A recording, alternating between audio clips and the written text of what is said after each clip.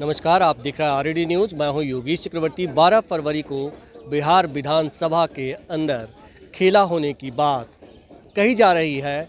कहा जा रहा है कि सत्ता पक्ष और विपक्ष दोनों अपनी ताकत दिखाने के लिए जोर आजमाइश कर रही है।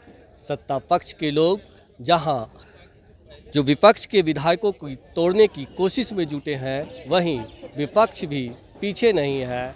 इसके साथ ये भी कहा जा रहा है कि आरजेडी ने बड़ा खेला करने का फैसला कर लिया है। हमारे साथ आरजेडी के विधायक सतीश दास जी हैं।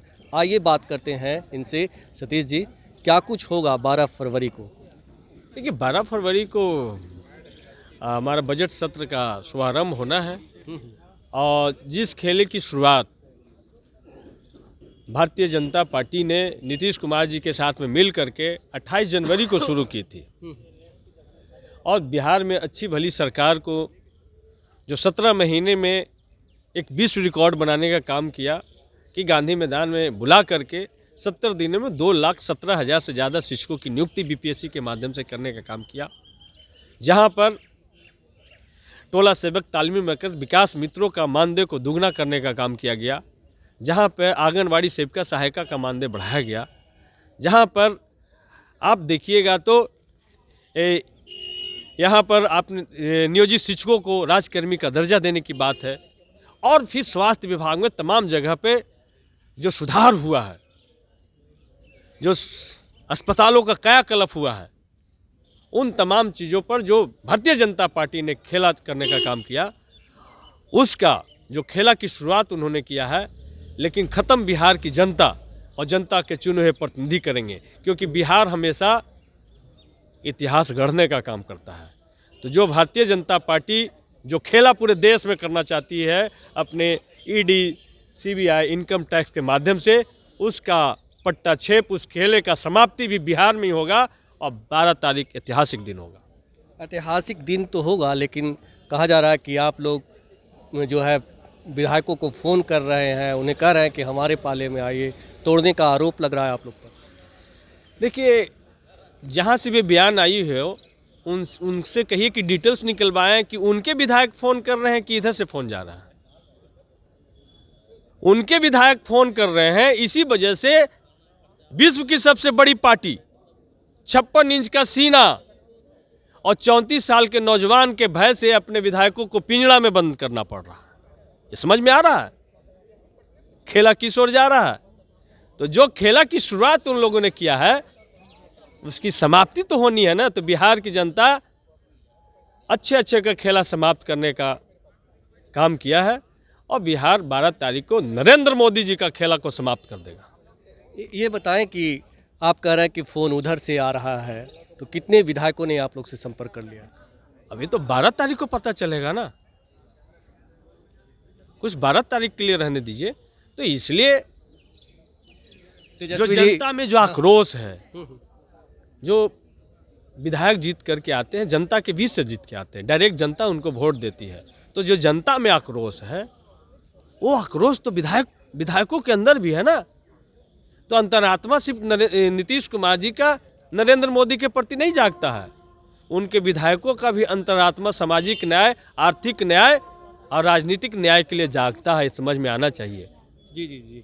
ये भी कहा जा रहा है सतीश जी कि जो नीतीश कैबिनेट है, उसमें हमेशा 4-5 लोग ही हैं जो महत्वपूर्ण मंत्रालय पे कब्जा जमाए बैठे हैं पिछले कई सालों से, मतलब जब से नीतीश जी हैं, तो उनके खिलाफ भी विद्रोह है।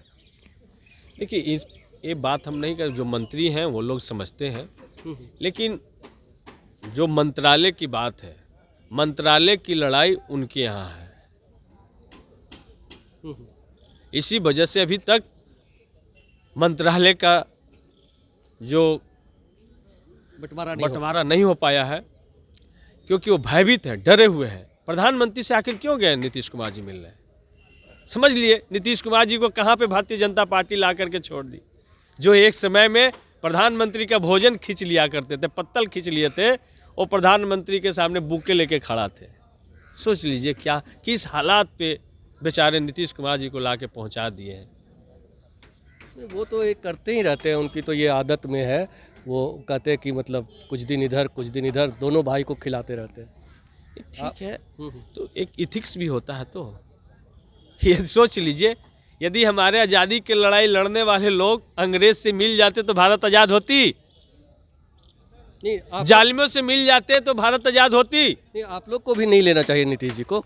तो नीतीश जी से हमने एजेंडे पर लिया था, और उस एजेंडे पे 17 महीना में हमने काम करके दिखाया।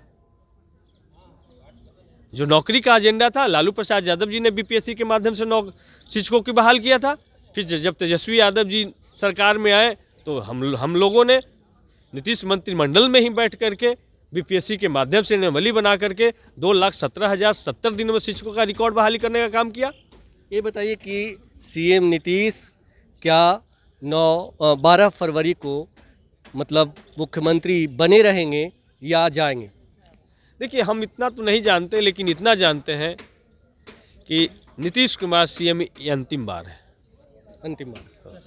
तो ये थे आरजेडी विधायक सतीश दास, जिनका साफ कहना था कि नीतीश कुमार जो है वो आखिरी चांस है उनके लिए। अब 12 तारीख को खेला होने की बात भी सतीश दास ने कह दी है। इन्होंने साफ शब्दों में कहा कि फ़ोन हम नहीं कर रहे, जेडीयू और बीजेपी के विधायक कर रहे हैं। 36 इंच का सीना छोटा पड़ गया है 34 साल के नौजवान के सामने। योगेश चक्रवर्ती, आरएडी न्यूज़, पटना।